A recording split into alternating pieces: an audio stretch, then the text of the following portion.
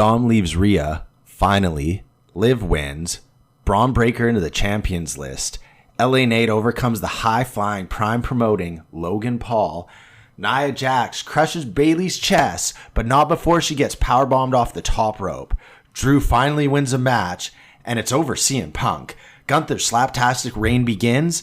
Cody beats Solo because Roman Reigns is back. What up, everybody? It's your boy, Primetime Gilbert Furious. We got a SummerSlam review show. I got my boy Tep. May 19th. And Dax. Woo! We are here, DDT, to talk everything wrestling. Yeah.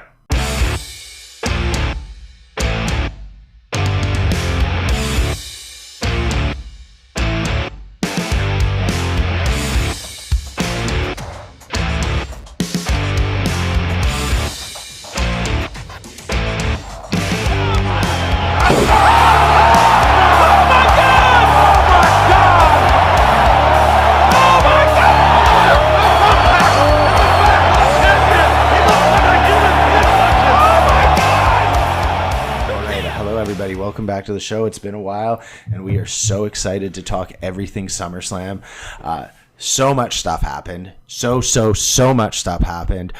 For me, the biggest highlight of the entire event was the very start of it.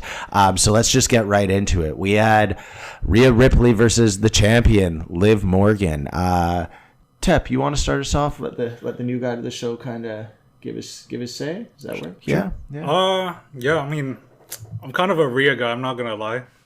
Like, I just like her style, and I like her just destroying people, but I'm not gonna lie, like, Liv's work over time now, like, I'm slowly getting into it, and yeah, I mean, you know that Dolph Ziggler gif, where he's like, should have been me, Dom should have been me, and I should have been Dom. I mean, I've just been brooding over months now. I don't think you can talk about that match without talking about literally some of the best 3 months of Raw that they've done in a long time. I think the character work and the storyline, it honestly felt like a telenovela. You know, I think I tell you, Derek, every time you tune in, every week is like a soap opera basically now with the whole Judgment Day arc. And Liv seems like the homewrecker. I'd be lying if I didn't say that I called this from the beginning, like literally from the beginning. Yeah, it kind of seemed that way, and I feel like Dom's character was just kind of stagnant if he stayed with what he was, like kind of like the bitch to Rhea. It was like he could only go so far, and it just kind of made sense to me too to see that happen. I must say though, watching back the replays. It was really confusing kind of how it happened. Like, we're talking at the actual match, right? Like, first off, actually, you know what? Let's just talk about the match before we get into that stuff. Rhea did some of the finest wrestling I've ever seen out there. You all hear. The way she positioned her shoulder made it look like she had this huge separation in it. Because you could see, she rolled it forward, and you could see this, like, here, and she has huge traps and everything. Yeah. So it was like, it looked like there's this huge step deformity, and we were like, oh my God, no. And she's like... Yeah, Triple H didn't specifically point out that she got hurt, right? Yeah, no, I don't think she got hurt, because if you watch, like, some of the stuff she was doing, I think is literally impossible if you've dislocated your shoulder. Like, she was like the way she threw Liv a few times after. And banged her shoulder against the table. Yeah, that doesn't put it. There's no way that would put it back in. Do you think it would? I mean, it all depends on the person, because I don't think you could say it's literally impossible, because you've seen some crazy things that athletes have done to continue fights. There's been some UFC fighters that have dislocated fights and finished a fight and using all the grappling and striking and punching. So I wouldn't say it's next to impossible. Obviously, this is entertainment, right? So you don't know. But I always look back to Cody Rhodes literally wrestling with a fully torn pectoral tendon. Fair, but she wasn't injured. Like, that's what it's come out. Like, they haven't spoken that she was injured. I think we'll see in the next few weeks. If she's not, then obviously great wrestling for her. But if it comes out she's out for a long time, then you know what I mean? Yeah, fair. But so I think the match itself played out really nicely. But at the end, when Dom interferes, it was weird because he interferes to help Rhea, right? Yeah. or so it appears, and you're like, oh, okay, it makes Or sense. so Dom didn't want Rhea disqualified because DQ doesn't make the belt switch hands. Yeah, so how it was set up, Rhea got a chair, right? So she hit Liv with the chair, she DQs and she doesn't win the title. Yeah. She gets her revenge on Liv, but she doesn't win the title. So Dom, like supposedly trying to turn a new leaf, being good guy Dom, stops her from hitting Liv with a chair and goes, hey, don't win the title this way. Also because the ref is standing right there, he's not hurt or been taken out. And then how it's set up leading into the actual betrayal from Dom is he throws the chair into the ring to basically have the ref get distracted to go towards him. So he throws the chair into the ring, so the ref goes, what are you doing? And as the ref is walking over, he points to Liv. Yeah, no, the chair. yeah. And that's when Liv hits the Oblivion with. But why would it matter if Rhea hits her with the chair? Because it's a that's DQ. DQ. Yeah, but Liv may won either way then. Yeah, but Dom, the way Dom was setting it up was that he was trying not to get her to DQ so that she could win the title, like to become champion again. Yeah. That's what I mean. I just Yeah. felt like it was not the most. I don't know. It was. I liked what happened to the end when he kissed her and everything. I thought that was dope. Yeah. But I just thought it was a little weird how it got there. Personally, To me, That was perfect to me. Yeah, I to mean, me, it played out quite perfectly Fair because enough. we kind of. I think the turn was that fans thought Dom and Rhea were doing a face turn together because Liv is clearly the heel. Like she's been the heel now for like 4 months, right? So do you think this turns Rhea? Rhea's been. I've Yeah. actually looked in Reddit for a while. Rhea's been face for quite a while. Like she's technically in a heel group, but the fans like her so much. Anything she does, she's being cheered now. So she got injured, which is a way for creative to go, hey, we can actually bring her back, and she's gonna come back with cheers, and let's set it up so that Liv is doing all this heel stuff, so that now whatever Rhea does is face to everybody's perspective. Yeah. It's an interesting one. I feel like Liv for me, I'd prefer her. I think she's more the face. But I think there's going to be an arc now with everything that's happened where I think that everyone's talking about Rhea going to Jey Uso. I see a world where it's Rhea and Priest, and they go on like a mission to get their belts back together. I see them more as a Terror Twins, like brother and sister. I agree. Because like that's how when Edge came in, right? Yeah. That's how they got together, and I just don't see it. Yeah. Probably Jey Uso, but most likely. Well, I could see even then, just still that I see Priest and Rhea being like a thing, even if Yeah, they're not yeah. dating. But that's like where it's going. I'm gonna go the opposite. I think this is a good chance for creative to actually have Rhea go independently. If she does team up with anybody, it'll be more as an ally versus she's with this person. Do you know what I mean? Because I think now she'd always been tethered to someone. So before it used to be tethered to Liv, and then she was tethered to Dom as part of Judgment Day. And now she's kind of on her own. I think you don't really need to tether with anybody because Yeah, that's fair. there was like fair. a synchronized push, whatever, for Dom and Rhea to pick up together. Do you know what I mean? Yeah. I guess final thoughts on it. I think Rhea's most compelling storyline. Like she's a good wrestler. That's not necessarily the best match that she had with Liv. I think her best match was against Charlotte Flair last year at WrestleMania. Yeah, and then Charlotte got hurt. Yeah, and then this one easily I think I love both of them more. So Yeah. I mean, when I first joined wrestling, I liked Rhea, and I still like her, but I've grown way more to like Liv. Yeah. I am excited for tonight's WWE just to see what happens with all this stuff. Because did you guys see what JD McDonough did on Yeah, he Twitter? tore short off. It's a picture. Did you see it? Oh, it's a I haven't picture seen of him tearing up the Judgment Day. Oh wow. Yeah, so like Judgment Day is officially over. I think it's safe to say, like when you think of it. So like obviously Dom's out and Finn's out, and then JD is tag team partners with Finn. So just naturally, right there, that's like, and then so Judgment Day's done.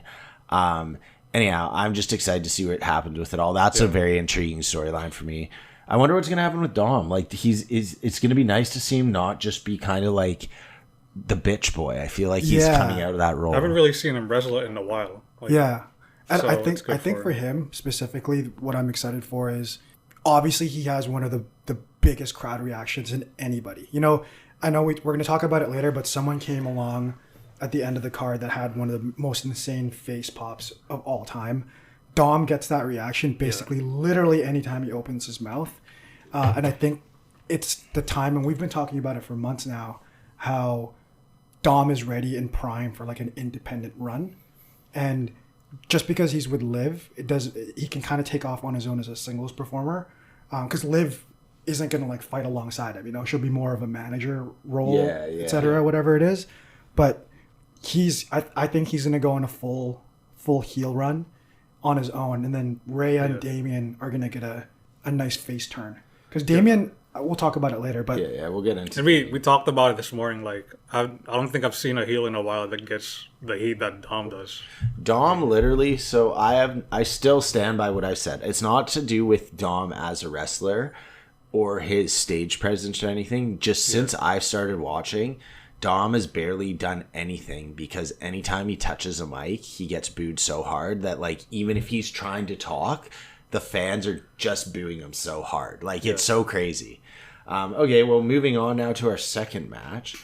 We had Sami Zayn versus Braun Breaker. Now, Dax, actually, just before we talk about that match, we did a Summerslam event at Prime Times yesterday, and we had a whole bunch of guessing things. I think there was, 14 guesses? Or there's 10 or 12 or 14 guesses. It was 7 matches, right? So seven matches, and then some of them had extra stipulations. Yeah. And Dax nailed them all spot on. This was kind of like, you even called on this one kind of the fight time of it. Yeah. So Dax, Sami Zayn versus Braun Breaker for the Intercontinental Championship. Take us away. Okay, so I actually really wanted Sami to win, but the way I took a look at this was more from a storytelling perspective. I think they're at a point where they want to take Braun similar to where Brock Lesnar had a run right when he broke out. And a little bit of it was he was squashing everybody outside of actual matches. And then obviously Sami beat him in his first attempt of getting the Intercontinental title. I think this was a situation where they had built him up where he learned from his last match. And then this match, no matter what Sami did, he countered. So if you recall, Sami tried to do the Blue Thunder Bomb and Braun flipped out of it, right? Yeah. When Sami tried to do the high kick or the hell of a kick, he dodged out of it. So he basically found all the answers because he already fought Sami once. And then the next time he fought him, he'd already downloaded all this information and it was just a squash. The only way I could see them maybe turning the storyline is Sami squashing Braun the opposite way and then maybe going, Braun needs a little bit more time to develop. But I think he's had you can feel the push. You know, like whatever he does, he's like the guy. Yeah, I feel like it was inevitable. It was if he doesn't beat Sami this time, it was just be round 3 he would. Like, yeah. And Tep, over to you. What did you think of the actual match itself outside of the who won and stuff? I mean, I echo everything that Dax said. Like, I think it was just time for Braun, and I think from the fan standpoint, everyone's kind of turning on Sami. It's like the underdog thing's not working anymore, so yeah, it was just time, and everyone's calling him like Sammy Hogan and stuff because Hulk Hogan just it's not for me, brother, blah blah blah blah, and all that. Like he just wouldn't drop the title. So yeah, I mean, I guess it's just time. Yeah. In the wrestling, I mean, yeah, it's just good storytelling again. It's like good psychology, like everything that Dax says. Just that's good wrestling, I guess. Yeah. I felt like too, like if you look at the rest of the roster, like Braun's the guy there. You can't like who else is going to be the Intercontinental Champion from Monday Night Raw? Dom. But Ilya Dragunov's one. But he couldn't solely based on time and merit. Well, I guess Braun just kind of walked in here, didn't he? Braun and Ilya came the same time. Yeah, I mean, I love Ilya, but even then, so now I feel like it's primed. You keep Jey Uso. Jey Uso. I think Uso. This isn't part of it, but Uso for me, it's either world title or bust at this point. Okay. Okay, so I feel like Ilya. I wouldn't be surprised if we see Ilya and Braun have something where over the course of a year or so, Braun remains the title holder and Ilya knocks on the door a few times, but over like a building period, because Ilya's a phenomenal wrestler too, and him and Braun put on matches at NXT, so they have that together. But I don't know. I really liked the idea of Braun being this loose cannon, so I could have gone for him losing solely for just basically furthering what you had said, Dax, of like he wasn't ready yet. Yeah. But at the same time, I'm ready for the Braun Breaker era. Like, I'll admit, me and Neve, every time he comes out, bark at the TV. And yeah, okay, so I mean, that's pretty straightforward. I do hope he doesn't hold the title for like 666 days, because I definitely think he's holding it till WrestleMania. Which again, I'm not opposed to that, but Yeah. I just think it's more fun, especially if it's not a world title, to have use that as a medium to push other talent. Because there are a couple guys like Ilya, obviously you could have a good spree with. I think Dom, he's not ready for a world title, but I think he would be an awesome intercontinental title holder.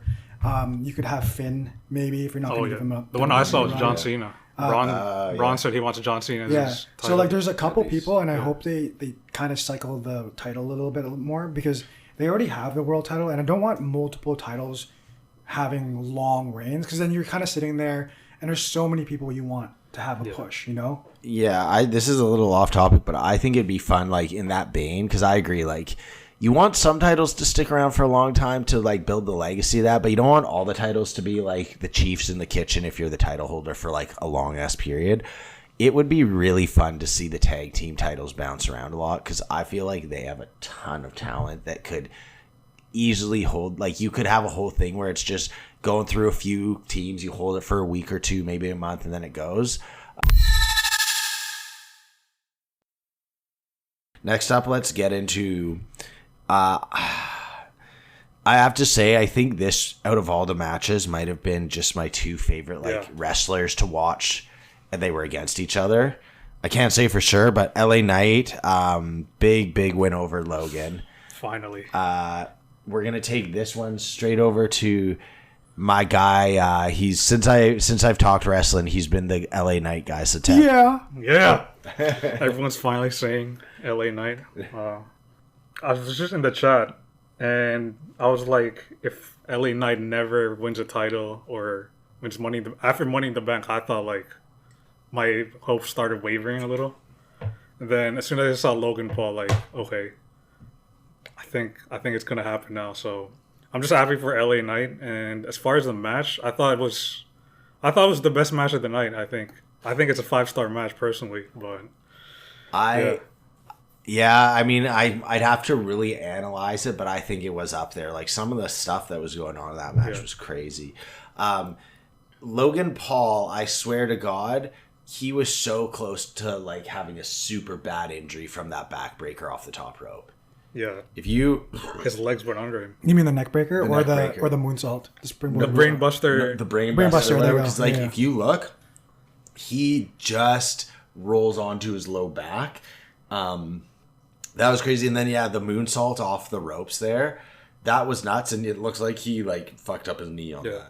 I didn't even know LA Knight actually could wrestle like that. I didn't know he had that in his back, like the athleticism and that muscle buster that almost paralyzed Logan Paul. Like, I didn't know he had that in him. So you can hate Logan Paul as much as you want, but he is willing to take bumps that established wrestlers wouldn't ever do. It's really cool. I listen to enough wrestling podcasts now, and Logan Paul's podcast. I don't listen to his podcast unless it's the wrestlers, but like I've listened to all the ones he's had wrestlers on, and they all talk so highly of him. Not just the ones on his podcast, the ones on other things. They always say they're like, no, he's legit. Like, and they're not saying that like he's the best wrestler of all time. They're saying he's committed and bought into like becoming a wrestler.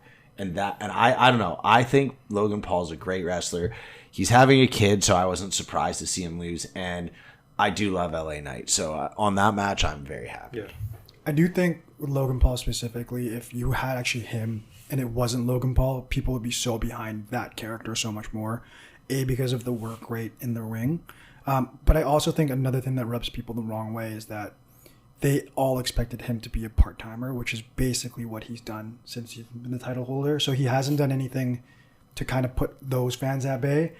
And then apart from that, a lot of people already don't like him outside of wrestling anyway. So if you would try to win him over, maybe if he was coming every Friday to defend his title and his work rate where people are like, oh, he's committed to this. But you only see him like once every 2 months. Yeah, I wonder if he's. I'm just. This is just my hope. Is I hope he trains wrestling a lot, because why don't you see him? Because he's learning to wrestle. Yeah. That's what I'm hoping. Like that spot that he did, I saw him. Like I saw behind the scenes him just practicing it.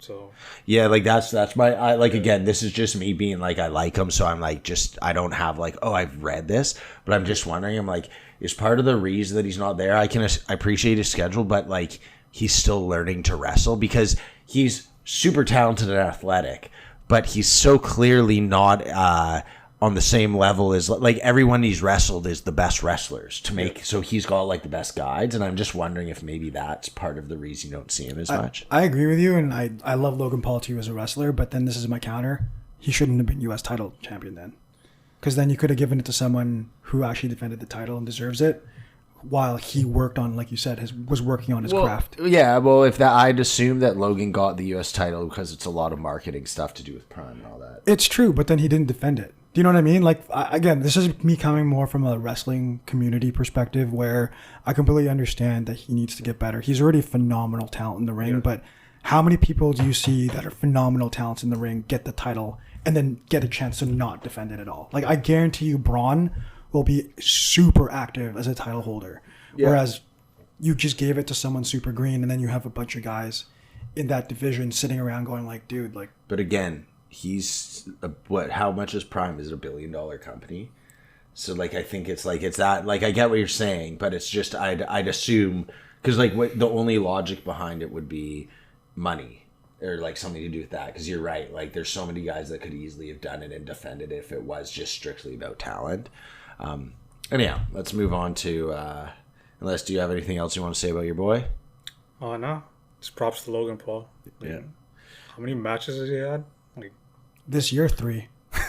And but even then, like with the sample size that he has, it's blown my mind how good he is.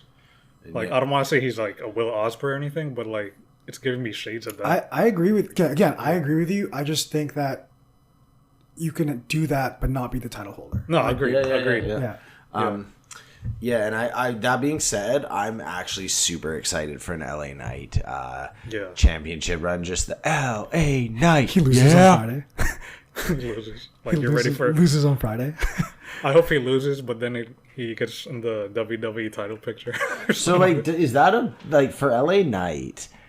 Is that something that keeps him at the company? Because for me, I'm sitting there looking at him, and I kind of assumed he's a guy that wants the big titles. Is a U.S. title big enough for him to go like, I'm happy with I think the U.S., it's really funny you say that. I think 10, 15 years ago when Vince was running the company, I think those intercontinental and U.S. titles were more for mid-card or... Yeah, they didn't have any meaning. No prestige. It was like, here's a title, but it's not a WWE title. Whereas now I think it's so different, because look what Gunther did over 3 years, and people got really behind Gunther, and now he's the world title holder. Yeah. I think people now, when you have a title like that, it has meaning, and it's up to you to build the aura and mystique around it. Because if you're not named Cody Rhodes or Roman Reigns or down SmackDown, I think every superstar knows there's a pecking order, and that no one's getting that WWE title for a while. Minus Logan Paul, because again, I think he might, like, there's a lot more to read into with his title. Is an Intercontinental title hold or a U.S. title hold, does that signify a potential championship in the future? I think Intercontinental Championships now definitely has more prestige and sets you up for a world title run now. So. Like, does Braun Breaker, by winning the Intercontinental title, sealed his destiny as sometime in the future? I think everybody knew he was going to be good. Like, everyone consensus-wise, like, he's going to be like a Mount Rushmore wrestler for the next decade. So I think he was just destined. So I think it just depends on if creative looks at the storylines they have in front of them right now and think we've maxed those out. Because I don't think Braun's going to win the title anytime soon, because they have a couple guys in the pecking order. Just off the top of my head, Priest already has a built-in one with Gunther. I don't know if he'll re-win it back, but it's already built in. You have CM Punk, Seth Rollins, Andrew McIntyre all chilling there, I think, ready. And then, again, I'm a little biased, but I also do think there is a Jey Uso title run there somewhere. I think just more from a standpoint and Finn Balor. I think Finn Balor may be lower on the tier. See, I love Jey Uso, and I'd love to see him have a title run. I just feel like it has to be like if he wins it, it's going to be more like he wins it in like a month later it's gone kind of thing. Which isn't the worst thing. Chris Benoit won the title and then lost it in a month. I would like that more, but I just don't see Cody and Roman that side. Like for sure, Monday Night Raw is where the belt will move around. It's not going to be on. Yeah, it's on Raw. Yeah, like it's the title. Like the title will move on Raw. Like there's that SmackDown title is there for the foreseeable future. That thing's not moving until at least WrestleMania. I think it's not just the wrestler. I mean, obviously you want the wrestler to be over, but I hope there's good matches attached with the U.S. title or something, like just to give it more moments and memories. Like yeah. Moving on, we had Nia Jax. She did to me the most deadly move in the entirety of the sport is Nia Jax's second rope bum chest move. Because that move, if she doesn't catch herself, she's crushing someone's chest. Like, actually. You think it's worse than the Tiger Driver 97? I'd take 15 of those. Muscle Buster. I would take those over Nia Jax. Down Bryan's I'll take that from Liv Morgan. Really? I'd rather just... I'd rather get concussed from a painful move than have Nia Jax. But that Bryan, is it because of his neck? Like yeah, like now he's transitioned to part-time. Yeah, because he hurt his neck so bad on that. If Nia Jax lands on your chest, she will shatter every bone in your sternum. Everything. I would rather have that than be paralyzed. I guess we can all choose our own things here. Anyhow, Nia Jax crushed Bayley literally 3 times. She gains the women's title, but not before probably one of the biggest power bombs in the women's division. I didn't know Bayley had that in her. Bayley power bombed her off. Was it the third rope or second rope? I don't know, but the top rope. I can't believe she held her though. That was crazy. She walked her into the middle of the ring and just slammed her, and that was so. I don't like Bayley. I've never not She's said too that. basic for me. I hate Bayley, but I will give her props. That was impressive. Yeah, agreed. I also thought most dump trucks couldn't do that. BBLB. You think she could do that to Gorlock the Destroyer?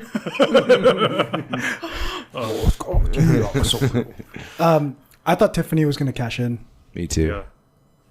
Yeah. She ran in there with the quickness.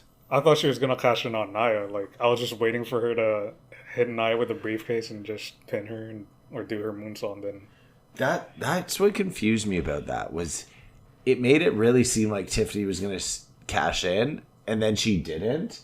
And then Nia won, and they're like, yeah, but do you think that was their plan all along? I don't know, because Nia gave her a briefcase on Friday, so I think there may be a storyline that they want to build a little bit there better, a little bit more, like have them be better friends so that when the betrayal happens, it's so much more deep. That's an interesting storyline, actually. Yeah. Just, I wonder if that, I feel like Tiffany Stratton's going to cash in at WrestleMania. Oh, really? Well, I'm just thinking of it because, like, it's just kind of weird. Like, they gave her that pink, like you said, that pink briefcase, the new one. Her new homie of, like, 3 weeks ago is now the champion. And I'm just thinking ahead. I'm like, I wonder it's, like, kind of a handing over of the reins to Tiffany Stratton, so they'll give her the belt. Maybe. But then she's also, like, it makes more of a story if her and Nia have some weird, like, friendship before she beats her. I don't know. Just a thought. Yeah, I'm actually really interested because I don't know where that's going to go. Because, mind you, she could always cash it in on the other brand, but obviously that's not going to happen because there's a built-in storyline right now with Liv and that'd just be weird. Right? Imagine just out of nowhere. Tiffany Stratton comes in. NXT, I mean, she also said that. Yeah, but who knows? Dumb. Yeah. You could cash it in at NXT. You can cash in any title. Like, technically, she could go, I want... Oh, no, there's no other women's title. But let's just say a guy has the men Money in the Bank. You could go, like, I want the Intercontinental title. Okay. Yeah, I mean, there's another PLE coming up, Bad Blood, and it's about, like, rivalry, so maybe that's when it happens. I don't know. I don't know if there's enough bad blood there for that storyline to build. So maybe Hell in a Cell, or what's the January one? Royal Rumble? Royal Rumble. Or Elimination Chamber? I don't know. What's that one in November in Vancouver? Survivor Series. Oh, right. I'll be at that one. War Games. Woo! Let's go. Be bad in Arizona. Oh, that sucks. I'm going to be front row. Gilbert Primetime Furious is gonna be there. You're dropping $3,000 on that? Is that what that costs? Yeah. No. Yeah, I feel bad for your wallets. Aren't you guys going to Hawaii? Doesn't matter, dude. I'll You'll be there. I'll cut off my hand and I'll sell it for tickets. They're like, you can just have the tickets. Start an OnlyFans. Start? You mean I already have one, Tep. What are you doing it? I actually commentate on it. I do. It's like WWE. I wrestle figures. No, I talk about WWE. Some guys like, yeah, tell me more about Liv Morgan. I'm like, yeah, her finisher's pretty good. He's like, yeah. What's it called? I don't know. I don't know. Oh, here's $50. Okay, let's move on here.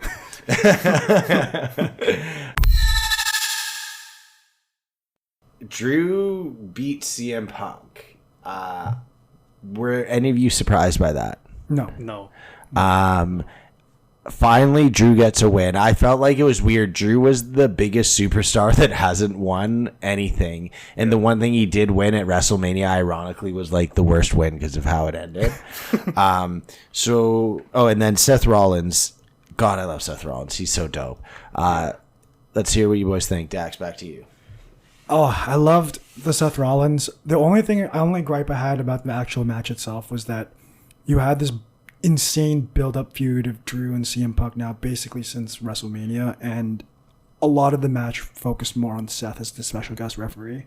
I would have liked that match to maybe be no holds barred, because Drew and CM Punk kept building it up how it's going to be violent and it's going to be no mercy, and then they spent most of it when they beat up the other guy. The other guy would just argue with Seth. I thought it was cool for storyline purposes, but I would have liked CM Punk and Drew to actually have a little bit more animosity in the actual match itself. But again, I'm a big fan of all three, so I was kind of pleased with how the match played out themselves. This is just more of like an impartial wrestling observation. Yeah, other than that, it's good storytelling, but yeah, I thought it was leading up to an I Quit or No Holds Barred. Yeah. So, because they really hate each other, so it's just weird. But other than that, I like the result. It was time for Drew to get a W after getting screwed pretty much the entire summer. So, yeah. And it's definitely not the end for Drew and CM Punk, and definitely Seth Rollins. Now, there was a lot of, as you guys just alluded to, there's a lot of, I know Seth more than Drew, but I think Drew as well, actually don't like CM Punk, right? It's not just all for show. Because he doesn't do shrooms. Pardon? Because he doesn't do shrooms. Is that what it is? Straight edge. Oh, yeah, he's very... Oh, yeah, fuck, I don't like that guy anymore. During the match, when, what's his name, Seth Rollins was going... This isn't your blah, blah, blah. It's not all about you. I feel like that was, as much as it's obviously the storyline, they were playing up on that fact that everyone knew. Yeah, I hate that Seth does that because, CM Punk is so over. His aura kind of drops whenever he does, whenever he calls out CM Punk like that. It's you're never going to out-over CM Punk. Yeah, CM Punk is as over as anybody. He's cemented at this point. Yeah. He's almost as over as Primetime himself. So, yeah, I thought that... I love Seth Rollins so much. I'm not going to lie. I feel like WWE is overcrowded, to be honest with you. It's a good problem to have because they have so many good superstars. So it's not like a complaint. But I did kind of feel like that match was a little bit of a, they're all superstars. And so they want to keep them involved, but they don't really know what to do with them. So they. I think they have a plan. I think the plan is a triple threat eventually with the three of those guys at WrestleMania. I trust Triple H with long-term booking. So. No, that's fair. I don't naysaying Triple H. Yeah, because I know the original plan was Seth, CM Punk at WrestleMania this year, right? And then he tore his tricep. So I think now they pivoted to Drew with CM Punk, and now they can add Seth to that line. I have a feeling that there's going to be interference or some form of storyline play out over the next 6 to 7 months. It's a long-term play. Maybe they're not fighting each other, but there's some involvement with all three of them at some point, barring injury. Yep, agreed. All right, anything you want to say before we move on? We got 2 more. Just so you guys know, I'm going to go through the match and then we'll kind of talk about where we see things going. So if you're kind of like to what you were just describing there, obviously, I'm not saying there's anything wrong with that, but we will come back and like talk about where we think we're going. Yeah. So moving on, Gunther Slaptastic reign begins. Well, I'm gonna take this one. I can't believe Gunther was bleeding from slaps. What a good wrestler, man. Yeah, he's a G. He's a G. It was interesting because I've been super critical of Priest, and just as I'm starting to be like, you know what, it's okay that he's champion, he loses it, and I was laughing so hard. You could see Priest did not want to get slapped. I think I said it to you, Dex. Like you could see there's. I think it got him going. Actually, it did. You could tell like there. I felt like there was points he was really upset because like he would like pull his arm back where it's like they rip their arm back and they're about to get slapped, and you could just see Priest wasn't going like oh and then getting slapped. He was like ugh. He would wince a little bit. Yeah. So I don't know. I'm happy that Priest is done, and quite frankly, I would be happy if Priest never touched the title again. I wouldn't be against him like fighting for it, even if he wins it back for a day or two. But I don't need him being the guy that has the title. Gunther's reign of slaps. If you beat Gunther, like before that, but if you're just gonna see so many people get slapped to death. So many people. And Tep will go over to you. Yeah, I'm surprised that, again, like, I've never seen Damian Priest move like that. Yeah. Like, I actually started liking him. Before, he was, like, so slow, and I don't know, I just didn't hit me.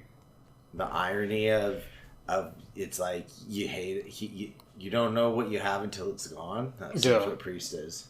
Yeah. But not for me. And I think whatever they have going, I hope it gets him more over, because he was starting to get some reactions like lately. So I'm always rooting for guys to get more reaction because it's better for wrestling because there's more, I guess, more options. So yeah.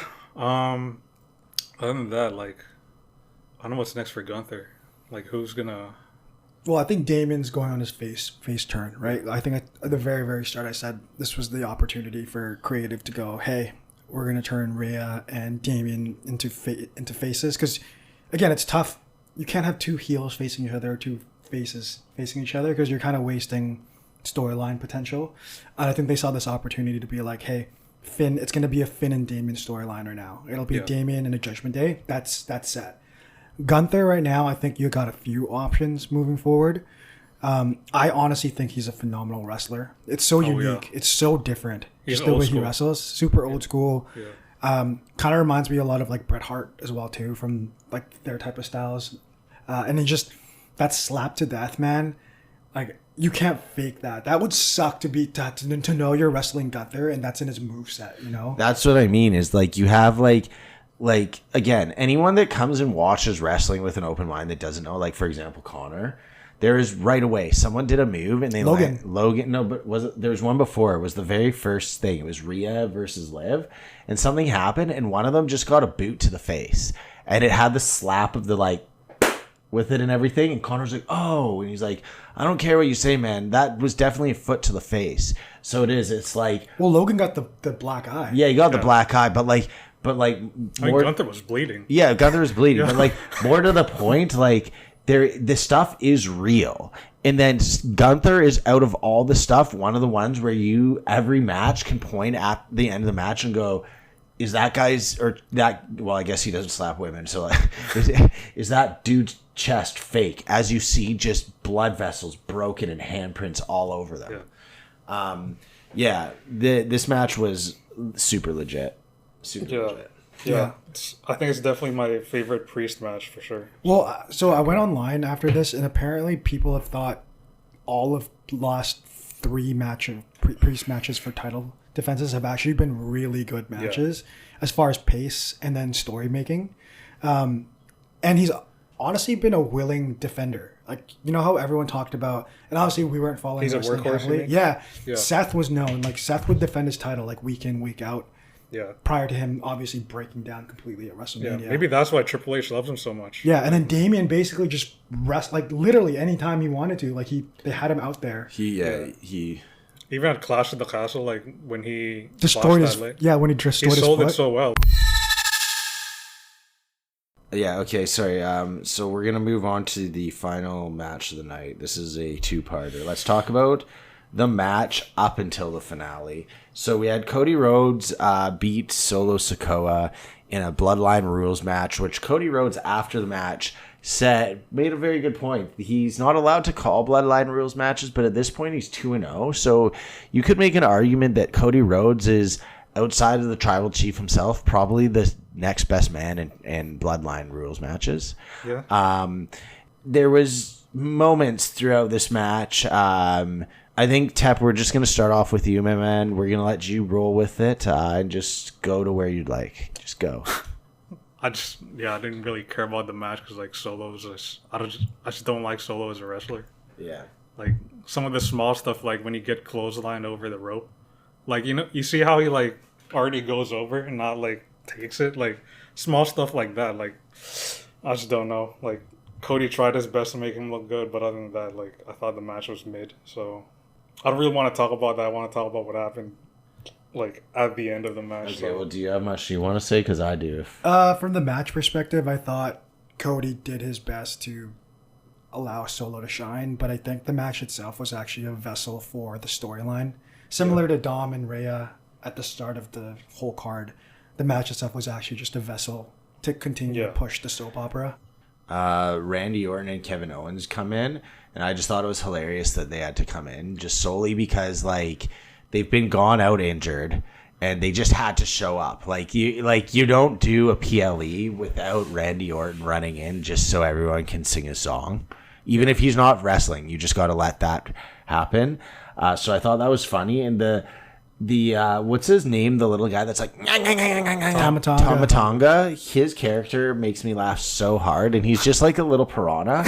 And then what's the other dude's name? Tongaloa. Tongaloa. Yo, he's so trash. He sucks. Did you see him like spear someone on the turnbuckle, but he missed the turnbuckle? He missed the turnbuckle. Yeah. Like, that guy's so bad. Yeah, no, he's so bad. And I've read things saying that they've like written him off as bad, and that's why he does nothing, and he got his eye gouged out. Like what his storyline is, he sucked at wrestling, so they got him eye gouged, and now he's the first person I've seen get eye gouged and then for weeks have a eye patch on. Like he thought the eye patch was gonna give him some aura. Yeah, like it'd make it easier. Negative aura. And then as the match goes on, we have our boy Jacob Fatu enter.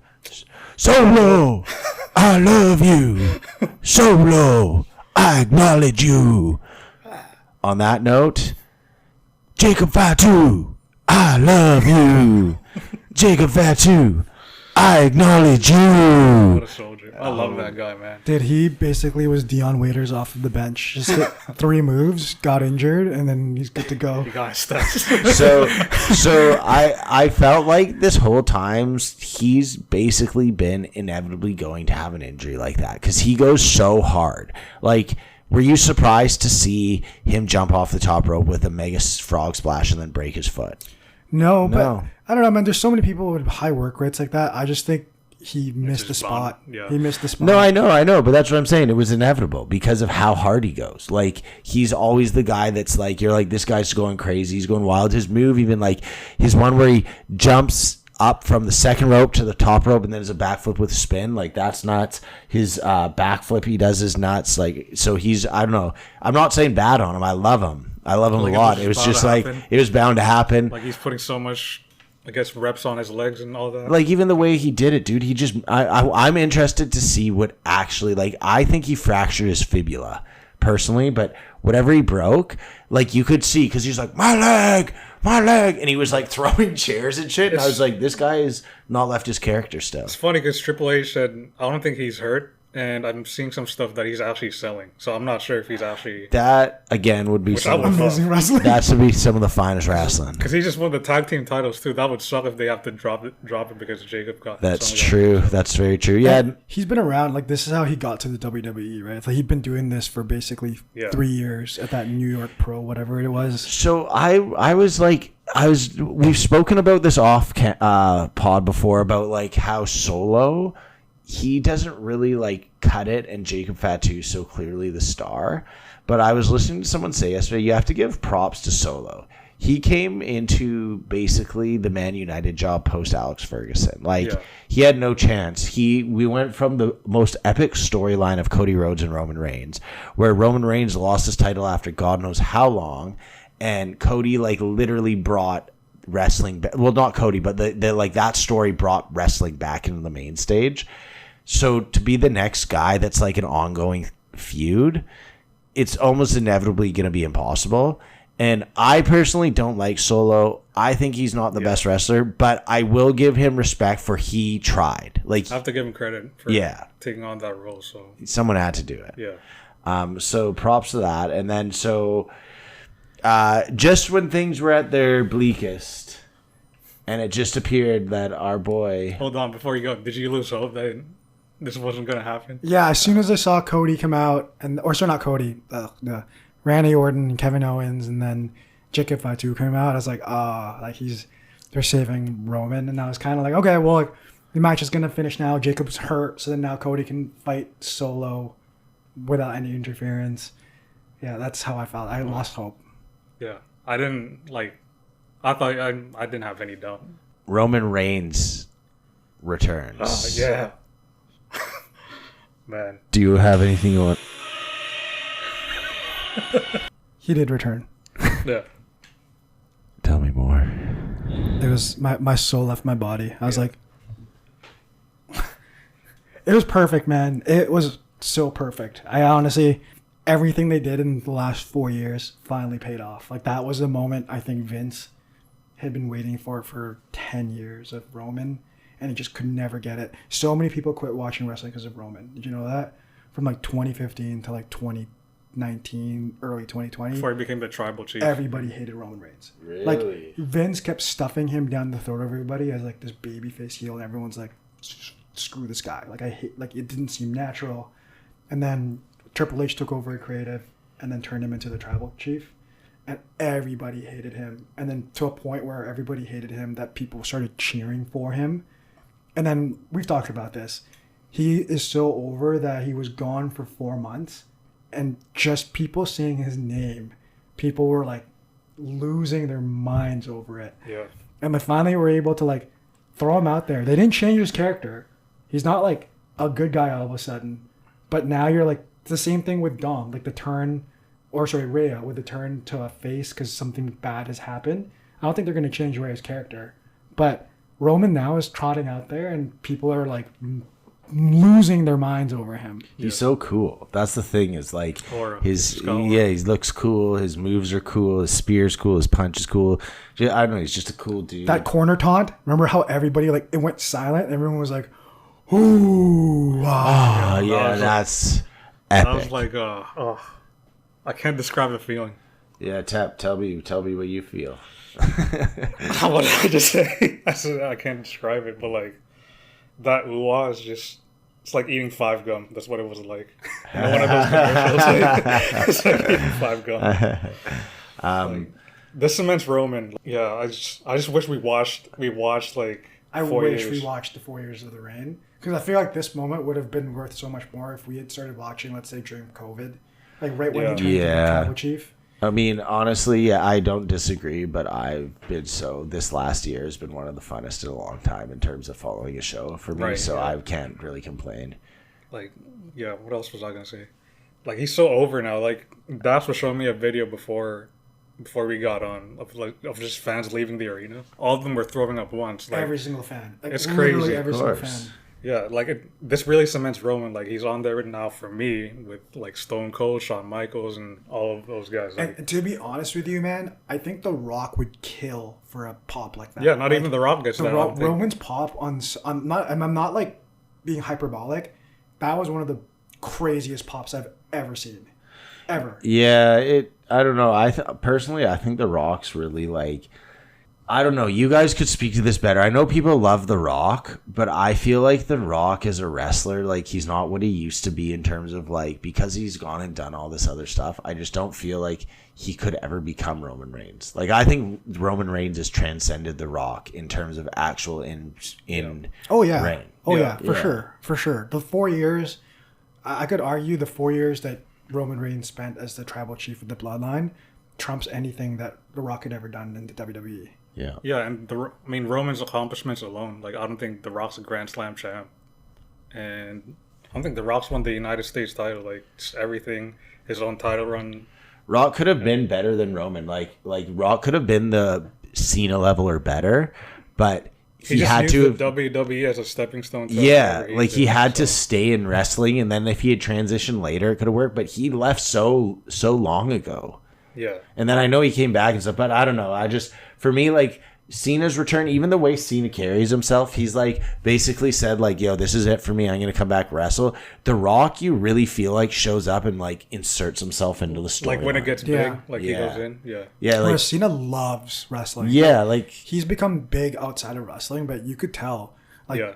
wrestling was always, until it's obviously, he's almost 50, so I honestly think this is more out of like, hey, I need to preserve my body at this stage. But I think John Cena like really, really does love wrestling. and I don't doubt The Rock does too, but I also think The Rock's ego, like for example, he shows up at the WrestleManias and stuff where Cena's doing a full year of touring, doing everything. Like, I don't know. Yeah. And this doesn't make me hate The Rock.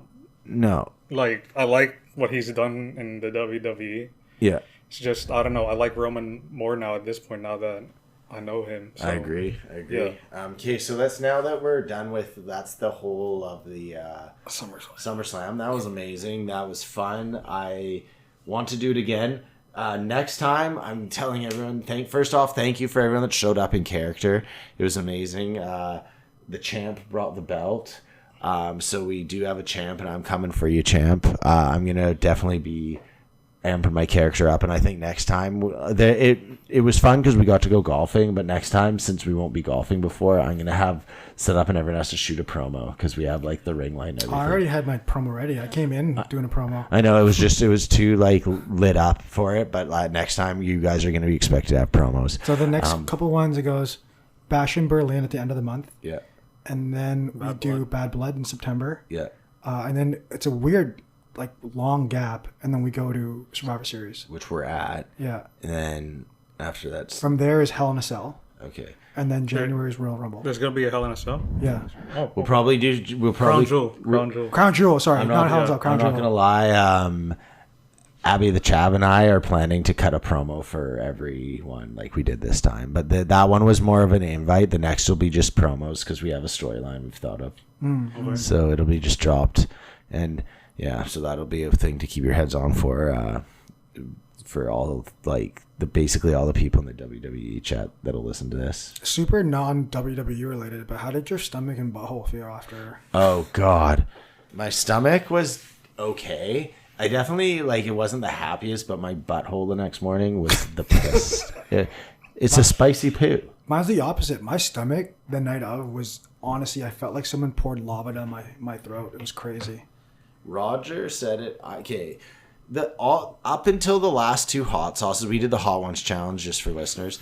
But we did them. We dipped it. We had nuggets and we dipped it in shot glasses of the sauce, so it was way worse.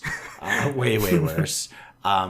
Until 8, they were okay. 9 and 10, they actually change, alter your state of consciousness. Like, you can't drive a car after doing debauchery. I actually watched Roger after the bomb literally stand by the sink and have this catatonic stare into space. It was crazy. I saw you take your shirt off. Yeah, that was crazy. I don't know about you guys. I can't relate. Tap, you were chilling. You know what, though? He didn't dip his nugget all the way. What? He dipped it He did it that twice. much. Yeah, but he dipped it that much. That's enough. I don't know. I watched you do it twice, and he was like, "It's not that bad." I like to see him dip it. You want like half of it. I dipped mine. I dipped it in there. Well, I know I Switched did it mine. around. But Like, I you literally watched rubbed the it second around the shot glass. Like, I didn't see it again. well, I did it twice, so I don't believe I you. watched him do it twice, and even the second time, he was just like, "It's not that bad, man." yeah. I don't believe you. You don't acknowledge. I don't acknowledge you. Roger said he has some good hot sauces he wants to do, and I was saying we have to do another one. I would be fully down to do one with none of the super hot ones that burn your butthole. So go to 7, say. But also, irregardless, I just think we need to get some new ones. I don't think I'm ever going to do Da Bomb again. I've done it 3 times, and it's actually disgusting, and it burns your butthole. Yeah.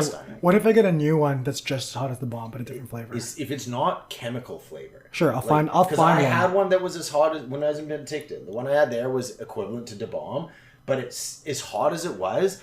You did have this part where you're like, oh, there's some flavor. Did you take your shirt off? No. Because the last 2 times I watched you do the bomb, you took your shirt off. The other thing is we have to. Do you guys want me to? No. Is it on pod? I'll do it. I'll do it on pod. Whatever, man. I think we also have to reorder the sauces too. Like some of those, like from 6 to 7, I feel like it got weaker. Like, Yeah, what I'm gonna do is the next time we do this, I'm actually gonna go out and curate the list of hot sauces and get like a Scoville rating on all of them. You should buy 10. Yeah, so I'm gonna curate. I do like the honey mustard in the middle there. That one's really good. Yeah. Same with the blueberry. Yeah. So there's a couple sauces I want to keep, but you know how the hot sauces every season they change it up. So I think the next time we do it, I'll change it up a little bit. I think the first 3 are really good too. They make you appreciate how good hot sauce is because you just eat them. You're like, oh, this tastes good. You know what though? It's crazy. Don't you like hot sauce now, whereas before it was tough for you to eat? No, I've always liked hot sauce. I just can't handle hot ones. Yeah, but this is way better now. Like you can get it pretty high and you don't have a reaction. I mean, I think that one we did on air fucked up my teeth or my so I just can't taste anymore. So you're right. But I think it's because it's fucked, not because I like have a tolerance. Okay, anyhow, let's move on. Do you guys, I'm just going to open it up here because we're kind of getting up to the end of the pod. Just going forward, talk about any like predictions you have or thoughts for things you'd like to see. I don't know. I feel like at this point I'm just in for the ride. Just having fun, just enjoying what's gonna happen. Yeah. So, I'll do one, so I won't do them all. I think I'm gonna do a lot. Obviously, there's gonna be Roman. Roman versus the Bloodline, right? And I think, and Teppa's already talked about this before. The Rock takes over the other Bloodline, and they set that up for WrestleMania. Yeah. Like Roman, I don't know where Cody fits into all this because I think no matter what, he's gonna feel kind of screwed. Because I don't see Cody and Roman going against each other again at WrestleMania. It'll be The Rock either against Roman or maybe a combination of The Rock and the Bloodline versus Roman and Cody as a team. And then obviously I think there's going to be a whole Judgment Day storyline here with Damon going against Finn and Rhea and whatever remnants are left going against Dom and Liv. Okay. I have a few I'm going to just rattle off here. Yeah, I have something in my wish list too, pretty much. Okay, let's hear it first. You go ahead. Like, I don't know. I just want, like, again, Finn Balor. Like, I've been clamoring for months now that he needs another run. Yeah. I don't necessarily know if it's a world title, but just pretty much to get him back, I guess, to that title picture. So that's one. I guess that's the biggest one. Okay. And I'd like to see this new, I don't know if you'll call him Judgment Day, but Finn, JD McDonough, Liv, and Dom. I think you're going to see them. They're going to kind of mess around with Priest and Rhea, and I can see a world where Priest and Rhea at SummerSlam both regain their titles at the same time. WrestleMania? Pardon? Sorry, did I say SummerSlam again? Yeah. Yeah, sorry, I mean WrestleMania. So I can see a world where they kind of like, because they've given, like, there's just been vibes that I've got from them that they're going to remain a team. That's fair to say. Maybe they don't make them a couple, but I definitely think they'll stay a team. Yeah, I agree with that actually. Couple or team, but not a couple. Yeah, so I think allies. Allies, yeah, and I think it makes sense because you look at them; they both got screwed over by Judgment Day. Rhea didn't get her title back because of what happened. Priest lost his title, and there's been things like what's his name, Braun Strowman. When Rhea returned, Priest was like, I'll take care of business and get rid of Braun Strowman. And Rhea's like, yeah, I like that about you. So it said something like that just makes me think they're going to be together. I also think that Cody is going to get into a rivalry against Randy Orton because I think, to your point, the main thing is going to be the bloodline. So I just feel like Randy Orton versus Cody is kind of like, it's an easy sell of a thing that you're just you put it out there, it looks good on the card, they'll make it good, and it can be up there in a WrestleMania, but it's not gonna outdo Bloodline. My question with you is, who's the face then in that situation? Randy Orton. So you think Cody turns heel? I think it's something because Kevin and KO, they're like his buddies, and they seem to be like everyone loves them, right? And I felt like Cody has done a few things that make me go, I feel like it's so that when you look back, you can go, oh, he was a heel, but it's like shots. It's not even like a segment. It's just like he does something. You're like, that camera angle makes it look like he could be evil. So I've talked to you about this because he was heel in AEW. Like, yeah, he's a really, really good heel. The only reason why, because I want that so badly, I want Homelander. Like, I really want Cody being Homelander.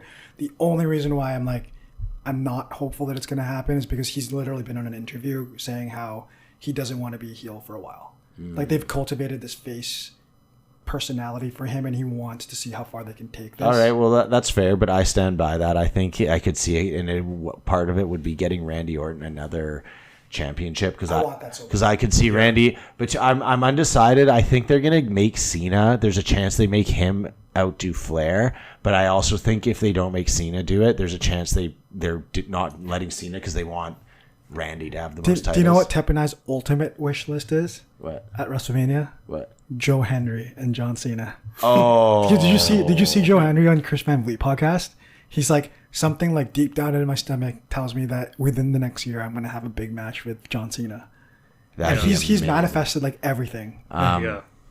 So then, let me think what else there is. Say his name. I think that Damage Control is going to... Well, before you go there, I think Randy Orton's the most likely one to turn heel.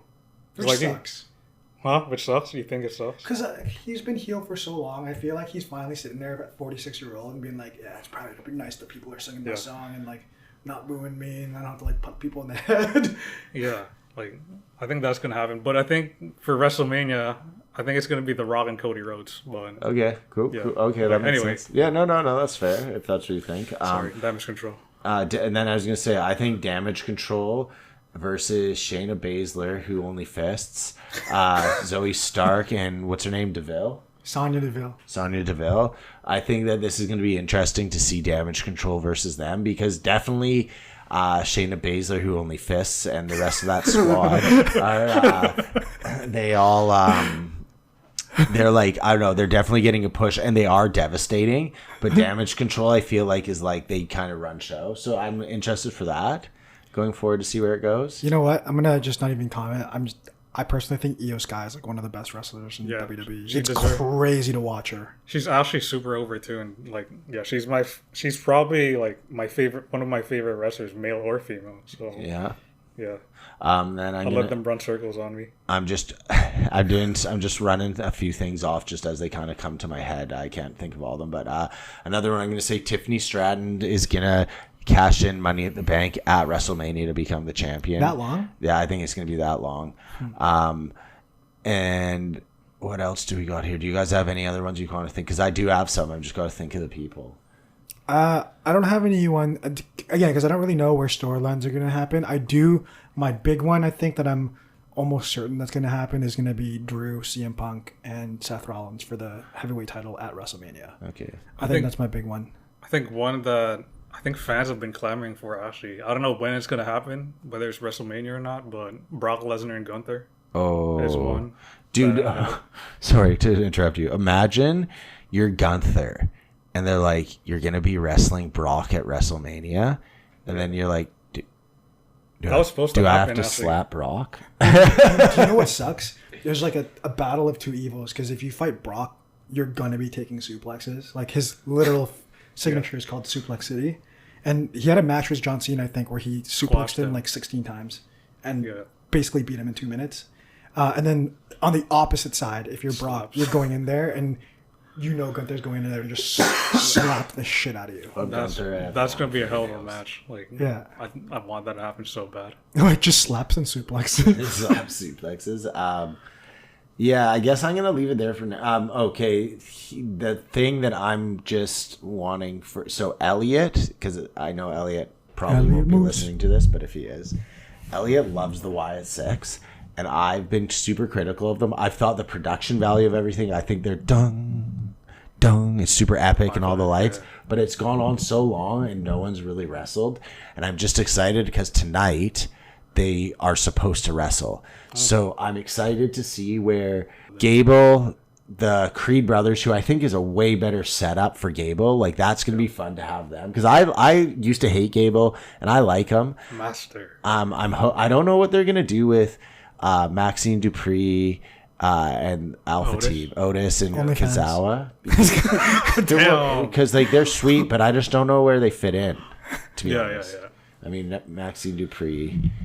Otis is strangely over. Yeah, like, that ad that he had where he was shaving his stomach. Yeah. But do you think he's in? Like, I feel like if you get rid of Kazawa and give Otis a better partner, I don't know. I love them. Like, they're some of my favorite squad. I just don't know where they go. I think they serve the purpose of what they are, like mid-card people that people like. Like, not everybody's going to be an intercontinental champion, but you have to have people that just wrestle that you like. They're like ambassadors. Yeah. Like, because I love. Yeah, that's fair. Like Matt Hardy for the longest time, apart from tag titles, like he never won anything super big, right? There's just people that are going to be around that wrestle and you like them, but they're not. They might not like Scotty Too Hottie or like Rikishi, like all those guys.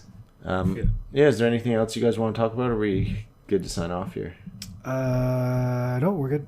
Yeah, nothing on my mind right now. So Tiffany Stratton Stinkface is probably the best move that's ever been invented in the sport. Dominic, I hope it happens to me. I wish I was you. It was really nice to be back and talk some wrestling with all y'all.